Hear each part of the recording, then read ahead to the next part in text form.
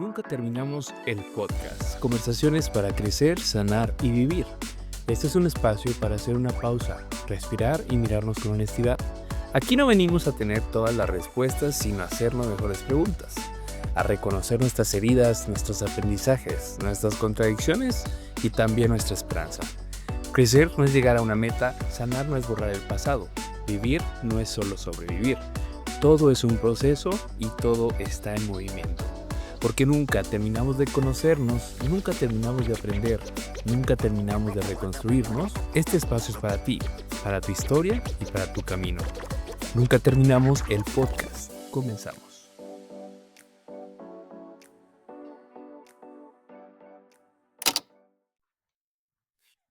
Hola, ¿qué tal? Bienvenidos. Gracias nuevamente por acompañarnos y por estar una vez más en Nunca terminamos el podcast. Gracias, Paola, por estar tan guapa con nosotros el día de hoy.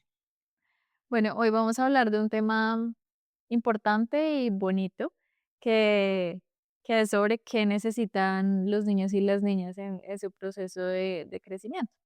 En este caso no vamos a hablar de necesidades tal vez económicas o físicas, porque creo que esas la mayoría las entendemos, pero a veces lo complicado es entender emocionalmente qué necesita un niño o una niña cuando está en su proceso de crecimiento y de desarrollo.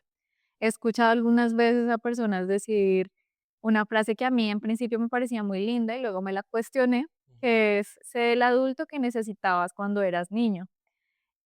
Y creo que es una frase bellísima, pero a la vez desconoce que todos los niños y las niñas son diferentes, que tienen necesidades emocionales diferentes y por tanto necesitan un adulto que acompañe de forma diferente. Ujú. Entonces, bueno, hoy vamos a hablar un poco de eso. Creo que igual todos los niños y las niñas tienen, sí, necesidades diferentes, incluso desde antes de nacer. Claro. Y a mí me gustaría compartir con ustedes porque los últimos capítulos han sido muy controvertidos tanto para ustedes como para nosotros también poder hablar de esto. Y obviamente, aunque intentamos, obviamente, utilizar ciertas referencias, pues nosotros hacemos este podcast desde nuestra historia, ¿no? Nosotros lo que intentamos es ser lo más transparente con ustedes y también lo que a mí me motiva a hacer este podcast, pues es hablar desde mi persona. Si yo hablaría desde alguien que no soy, yo creo que no tendría sentido hacer esto. Y yo estoy trabajando ahorita en construir un programa y me gustaría compartir con ustedes algo que encontré que me pareció bellísimo, sobre todo ahora que estamos hablando un poco de lo que es paternar, que hemos hablado también y que creo que se quedaron muchas cosas al aire acerca de lo que es maternar. Y tengo un libro de Jordi Hill Martín, que tiene un libro que se llama Aprende a cuidar de tu niño interior, y que me gustaría hablar un poquito de lo que él ha descubierto. A lo mejor podríamos o no estar de acuerdo con lo que él menciona, pero me gustaría compartirles un poco de lo que yo descubrí y que me hizo sentido, ¿no? Que a lo mejor después de las conversaciones que hemos tenido aquí, pues podría yo tener esta conversación con mis papás, ¿no? Y también reconocer lo que sí han hecho y lo que a lo mejor, pues, a lo mejor tocó a fortalecer un poco más. Dice, qué necesita saber, sentir y recibir un niño o una niña durante la infancia? Y viene primero la importancia y el amor. Saberse especial para mis padres, para mis cuidadores que me dedican tiempo y que sus ojos brillan al verme. Bondad y confianza. Puedo confiar en que voy a ser atendido con amor por mis cuidadores, por papá o por mamá. Seguridad y cobijo. Sé que hay un adulto que me abrazará, que me cobijará y atenderá esté como esté, sienta lo que sienta, en lo fácil, en lo difícil, en el acierto y en los errores. Respeto y validación. Mis padres validan que esté enojado sin juzgarme por no saber hacer, por no saber decir o por no saber algo. Dignidad y originalidad. Me siento tratado como un individuo único que es respetado en su diferencia. Y la suma, necesito de un adulto que cubra estas necesidades y que esté a la altura de mi vulnerabilidad humana, que nace y debe desarrollarse. Y según palabras de Sigmund Freud, no puedo pensar en ninguna necesidad de la infancia tan fuerte como la necesidad de protección de mis padres. Y me gustó muchísimo porque creo que respondió muchas acusaciones, ¿no? Inclusive que yo podía hacerle a mis papás de precisamente, ¿no? Como no estuvieron ahí físicamente, no cubrieron ciertas cosas, no sé, no me respaldaron ante cierta situación. Y creo que en realidad eran cosas más básicas como esto que acabo de leer ahorita, que a veces vamos, obviamente vamos como acumulando y que a lo largo de la vida, pues a veces también tendemos a señalar a los demás sobre nuestras propias responsabilidades. Creo que hay muchas cosas a las que en mi vida tuve que pasar y que no debía de haber pasado. Pero también que mis papás no tenían que haber pasado como padres.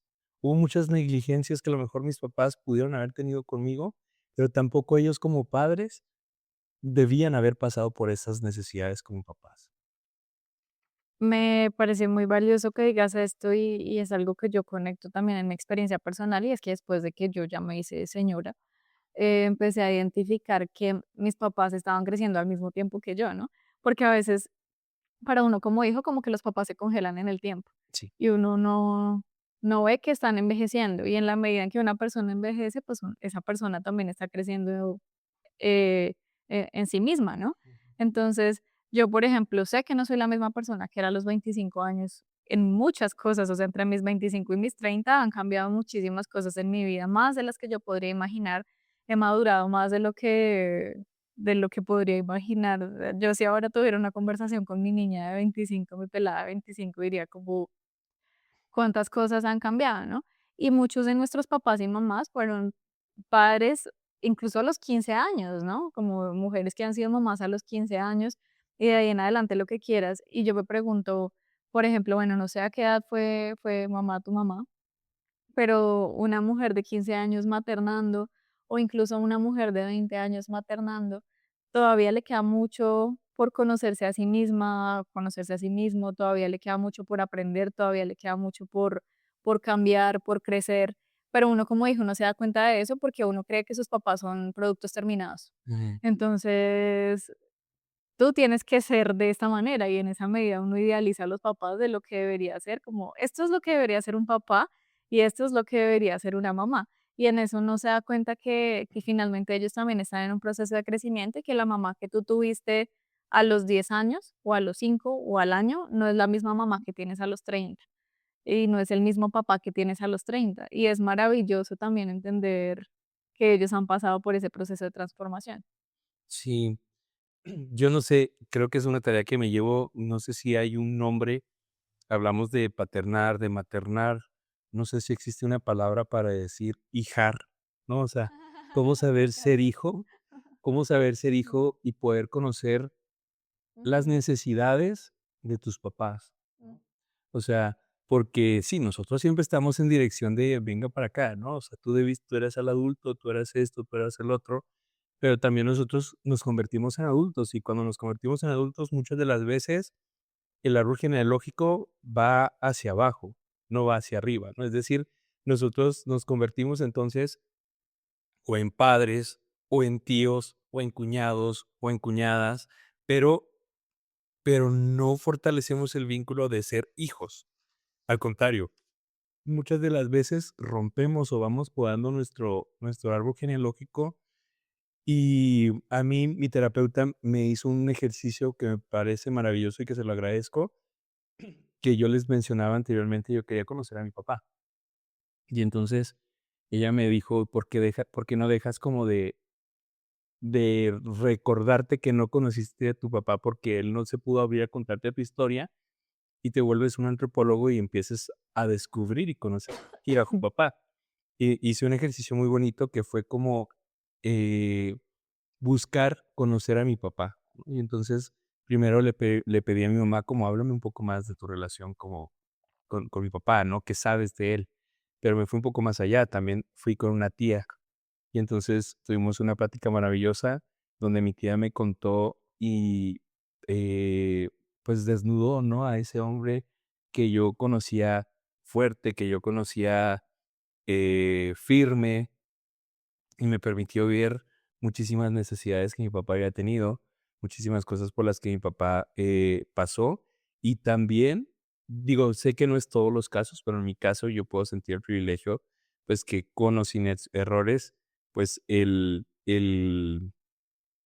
gusto, ¿no? Y la alegría con la que mi papá a lo mejor se enamoró de mi mamá o estaba feliz porque iba a tener a su hijo, ¿no? Y sé que a veces romantizamos ese tipo de cosas, pero bueno, en mi caso que sí lo tuve, pues yo lo quiero abrazar, ¿no? Me quiero quedar con ello.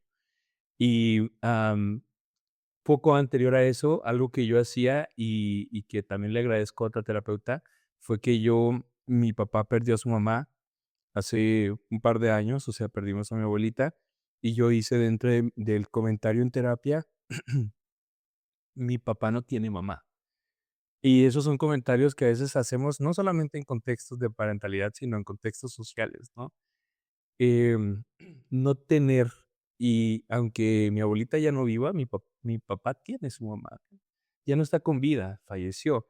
Pero el no tener, creo que es una palabra demasiado fuerte y demasiado dolorosa porque es muy injusto, ¿no? Es muy injusto no tener. Y son cosas básicas, el tener papá y mamá, todos tenemos, ¿no? Hasta este momento todos tenemos, todos En venimos ese momento. hasta este momento. Mañana no sabemos. Entonces, creo que eso me hizo darme cuenta que de alguna manera yo ya estaba como, no sé cómo decir, como haciendo a un lado a mi papá, de que mi papá le faltaba o no era completo porque no tenía una mamá. Y él tiene su mamá, ¿no? Ya su mamá no está con vida, ya no puede convivir con ella, pero él tiene su mamá. Y, finalmente, aprovechando, ¿no? Y sé que falta una semana y a mí me parece que es un ejercicio que yo quiero hacer, te decía, y que yo creo que también les puede servir a muchos hacer, y es reconocer, ¿no? Que si lo tienes o si lo tuviste y dignificar esa parte porque, pues, era lo que necesitabas, ¿no? Para tú estar aquí, Paola, para yo estar aquí, lo que necesitábamos era de un papá y una mamá que le echaran ganitas, ¿no? Y que decidieran, en el mejor de los casos, pues, por voluntad, y desde el amor, a lo mejor, pues, que nosotros estuviéramos aquí, ¿no? Pero yo recuerdo hace tiempo, yo estaba estudiando y recibí una llamada, de mi papá, y él me contó que a él lo habían y había pasado un par de días, y entonces él me contó que la manera en la que lo torturaron no fue tanto física, sino psicológica, porque los que ellos esperaban era poder negociar con la familia a partir de las primeras horas después de que mi papá no estuviera ausente, porque, pues, pensaban que alguien iba a llamar. Sin embargo, mi papá es una persona que ha aprendido pues, a vivir muchas veces como consigo mismo y no recibió ni una llamada, y él dice que una de las cosas que le mencionaban, y lo digo con mucho amor, la verdad, que, pues, abrazo, ¿no?, a mi papá en ese sentido, que le decían como: "Pues, si tú no tienes nadie, o sea, tú no le interesas a nadie porque no recibes ninguna llamada". Y me pareció muy doloroso porque, ellos no conocen, ¿no? Y claro que nos tiene, y claro que nos tienes a nosotros. Y después, ¿no? Después de todo lo que pasó y después de que finalmente lo liberaron, una de las personas que estaba ahí como haciéndole daño, que era como el noble, eh, le da un abrazo a mi papá y le dice como: "Discúlpame, no te queríamos hacer daño, pues, es la necesidad muchas veces". Y bueno, finalmente lo sueltan, y recuerdo que mi papá le dice como: "No, pues", yo le pregunté: "¿Y qué es lo que tú le dijiste?". Y él me dice: "Yo le dije que Dios lo bendiga, que se cuidara mucho y que le echara ganas al trabajo". Y a mí o sea, yo estaba con ojos en las lágrimas, Con con ojos lágr en las con lágrimas. lágrimas en los ojos, y cuando mi papá dijo eso, a mí me pareció como, cómo mi papá puede salir con estas cosas en estos momentos tan difíciles, ¿no? Y yo le pregunté: "¿Por qué le dices eso?". Y él me dice: "Porque hasta en los malos necesita que haya algún bueno, ¿no? Si no hubiera sido por él, tal vez no me hubieran liberado, tal vez no me hubieran dado agua, tal vez no sé qué hubiera pasado conmigo". Y él, que era una de las personas que obviamente me estaba lastimando, como que era como que era el intermedio para que no hubiera algo más. Y también conocí ahí la nobleza del corazón tan grande que tiene mi papá, ¿no? Y se lo quiero agradecer.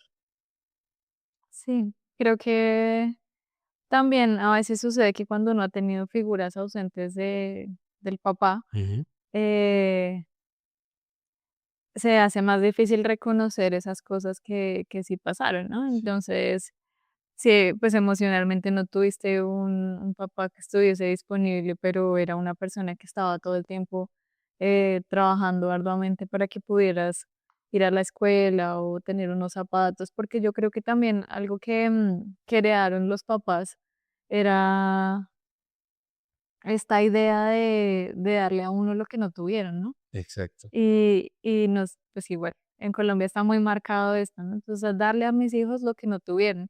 Y a veces ese darle a los hijos lo que no tuvieron se convirtió en algo económico, que era, no, yo no tenía zapatos, yo no tenía para la lonchera, yo no tenía.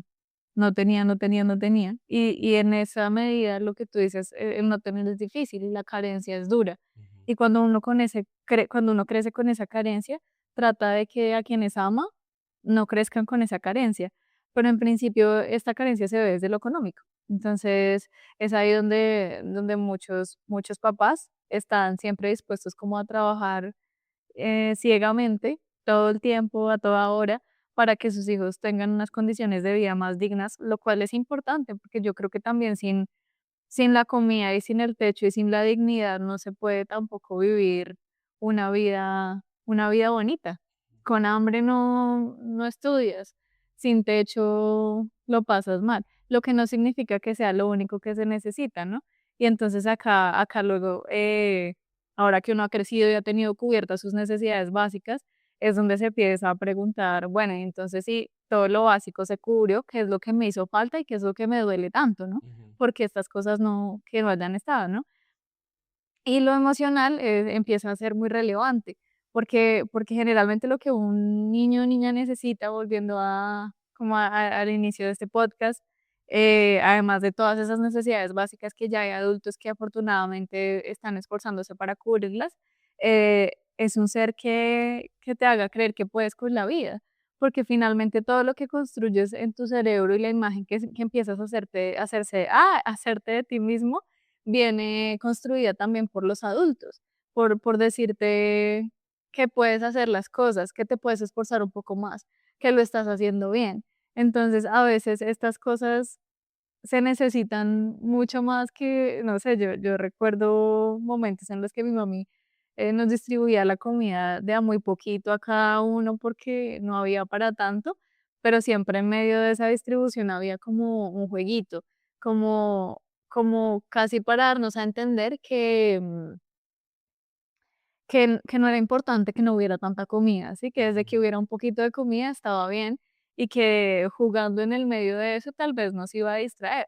Y yo sé por mi historia, como yo puedo recordar que yo crecí con muchas carencias económicas y yo puedo recordar que muchas veces no tuve comidas completas.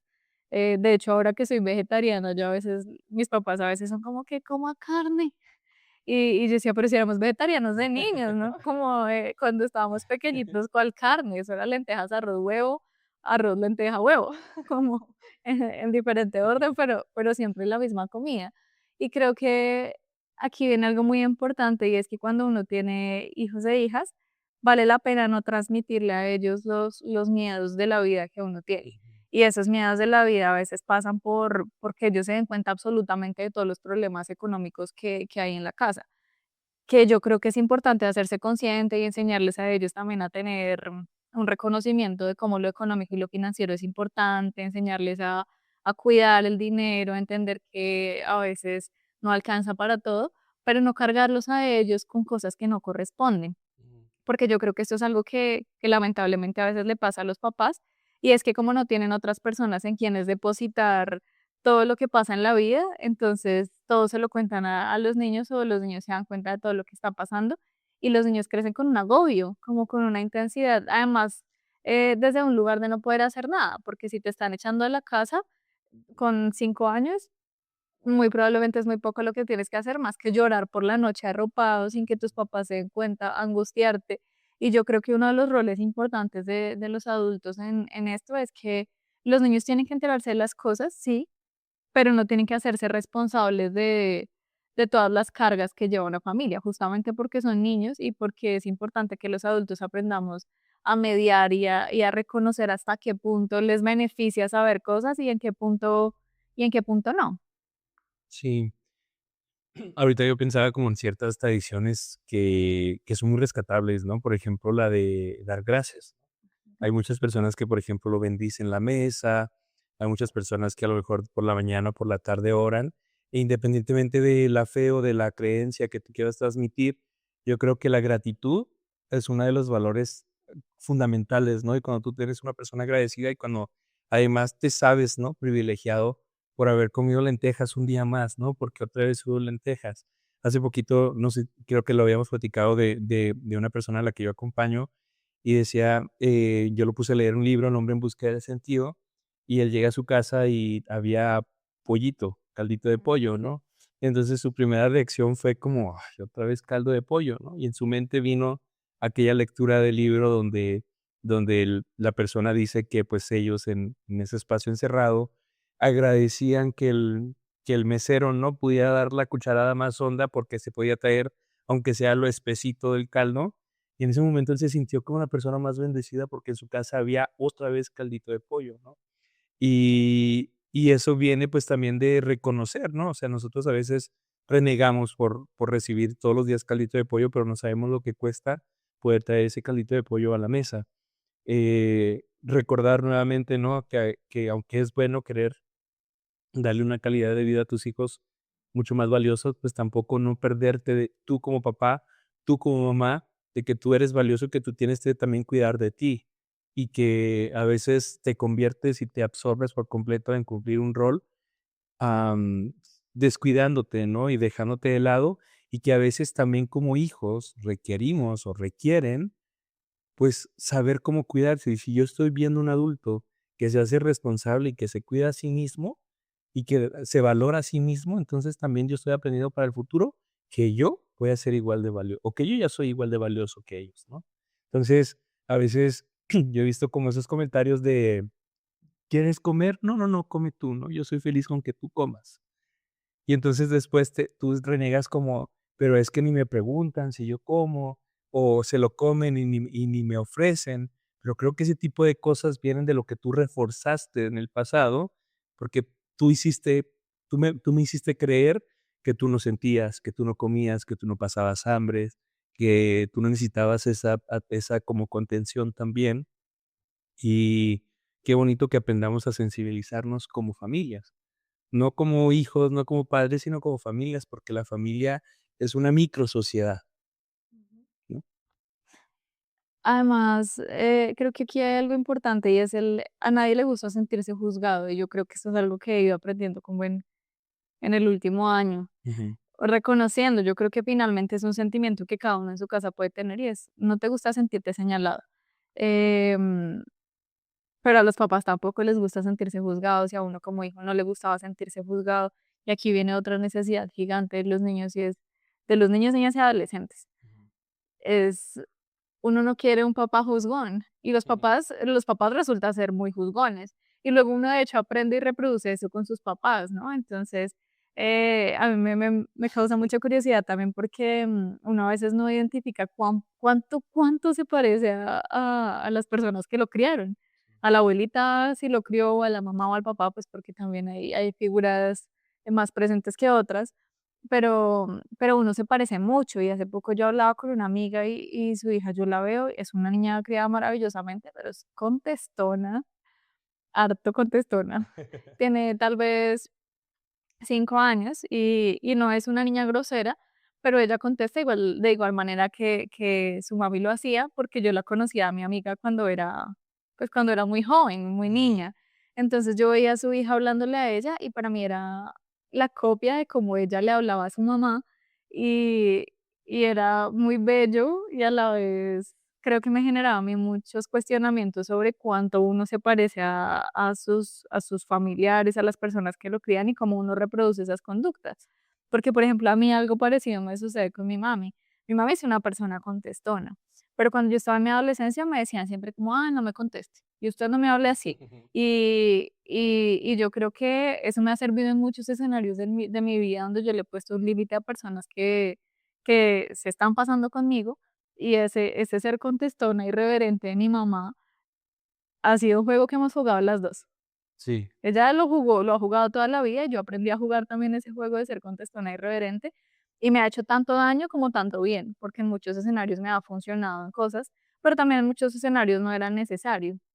Entonces, todo esto para decir que un niño necesita saberse comprendido, no juzgado, y un adulto también necesita saberse comprendido, no juzgado. Y en la medida en que uno pueda incorporar eso a su vida, de no juzgar a las personas, sino de tratar de comprenderlas y acompañarlas en sus procesos, la vida es más fácil. Aplica para adultos y aplica para sí. niños. Pero si usted tiene un niño en la casa y usted puede enseñarle a comprender más que a juzgar, seguramente cuando usted envejezca, lo que va a tener es una persona que va a ser comprensiva también con usted y que no va a estar juzgando todo el tiempo lo que usted hizo cuando era un papá joven o lo que no hizo, porque simplemente la comprensión también viene de lo que uno logra identificar en su casa y de las formas en que aprende el amor. Yo creo que un ejercicio que nos puede servir para para evitar el juzgar es ahondar, o sea, hacer más profunda la pregunta. O sea, el juicio lo puede venir como, ¿por qué Paola es así? ¿No? A lo mejor ese podría ser mi juicio, ¿no? O Paola es una persona muy contestona, ¿no? Y una manera a lo mejor, en el caso de los hijos, ¿no? Porque a veces funciona como, ¿y qué le respondo? Bueno, pues a lo mejor hacer una pregunta todavía más profunda, ¿no? Y puede ser a lo mejor desde dónde, ¿no? Desde dónde responderá, en qué momentos es cuando responde, ¿no? No sé.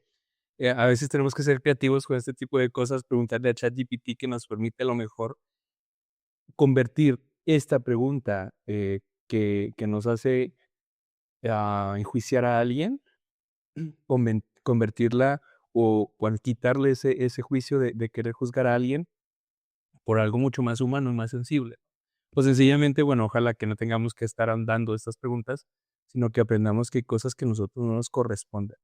O sea, hay cosas, hay preguntas y situaciones que, bueno, a nosotros ni nos van ni nos vienen, ¿no? Y que a veces intentamos justificar a situaciones o acciones o a las personas y debemos de buscar también justificar menos y sencillamente entender que las personas somos complicadas, Mm, ¿no? Y ujú, que probablemente tenemos una vida personal llena de cargas, de responsabilidades, también de penas, también de duelos que nos hacen mostrar esta cara que ahorita tenemos ante ustedes. Y es la mejor que podemos poner, ¿no? Y te agradezco que a lo mejor seas empático y que a lo mejor no te vayas si es que tienes porque hay momentos en los que ninguno de los 2 estamos en este momento y a lo mejor decido, ¿sabes qué? No tengo necesidad de escucharte, pero tampoco tienes necesidad de estar cargando conmigo, ¿no? Y hay momentos en los que a lo mejor es mejor irnos. Y con esto quiero también ir cerrando, pues que hay papás o hay mamás, porque también hay mamás ausentes, que a veces lo que te pueden regalar es la ausencia.